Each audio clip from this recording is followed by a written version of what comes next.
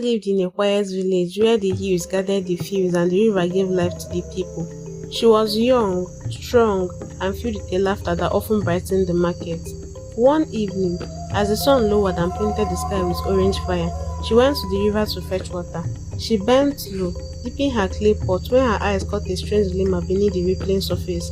At first, she thought it was only a fish turning its scale to the dying light. But as she reached down, her fingers closed around something cold and smooth.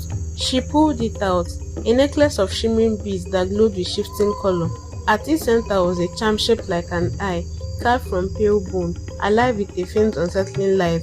Emma held it against her chest. The river seemed to hush. The wind paused. Without thinking, she slipped it around her neck. That night, she dreamed of endless harvest, flocks multiplying, and doors opening wherever she walked. The blessings began almost at once. Her family's goods bettered so many kids that their compound swung with animals. The crop in their fields grew tall and heavy, bending under the weight of grain. Strangers came from far villages with gifts of cloth and salt, eager to win her hand. When she walked through the marketplace, people bowed without knowing why, their lips whispering her name.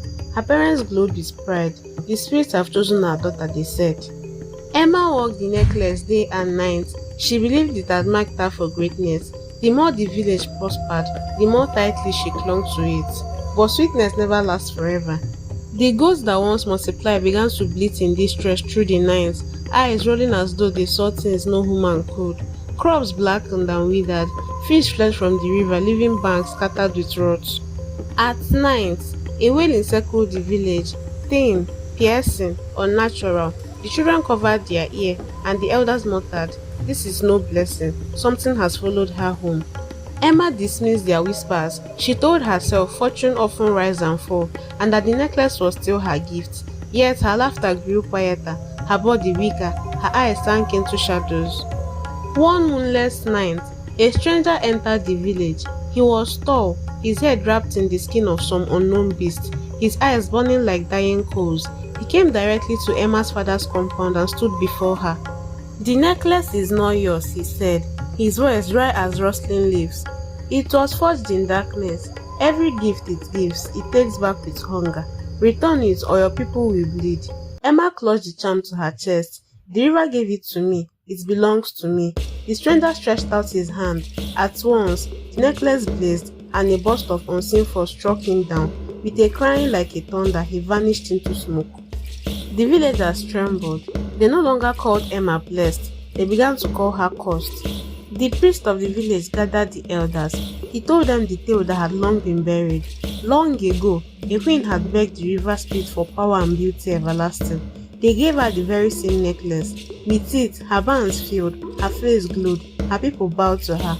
But the necklace was no gift. For every blessing it granted, it demanded a life. Her children died in their youth, her husband withered, her kingdom fell into ruin. At last, the necklace was cast into the river, bound by spirit's hands, so it could trouble the world no more. Until the day the river released it into Emma's hands. The villagers shuddered. Some urged she be cast out, others whispered that only her death could end the curse. Aaron, her childhood companion who had always loved her, came to her hut. He fell on his knees. "Emma," he said, "please, let go of the necklace. Our people suffer. The land cries. Do this for them. Do it for me." But Emma shook her head. She could not bear to lose the power, the reverence, the promise of greatness. In desperation, Aaron seized the necklace from her throat. At once, the charm screamed. The earth split beneath him. From the crack, a blackened hand rose, dragging him down, and closed the soil again.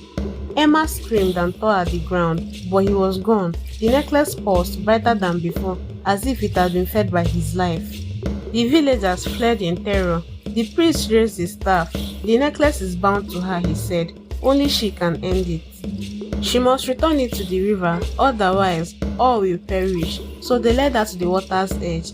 The river, once clear, was black and foul. Frogs croaked in the silence. Even the wind seemed to hold its breath. Emma stepped into the current. Her body shook, her eyes dim, but in them was remorse. She raised the necklace high. "Take it," she cried. "Take it back. Free my people." The river rose, coiling like a beast. Waves wrapped around her and dragged her under. The necklace disappeared with her. When the water calmed, She was gone. The river cleared, fish swam again, the fields breathed life, children laughed as before. From that day, the people learned, not all treasures are blessings, not all shines are meant to be worn. On moonless nights when the river whisper, some say they hear her voice, crying from beneath the currents. Beware of gifts that come from the deep, for what the spirits give, they always take back with sharper hands.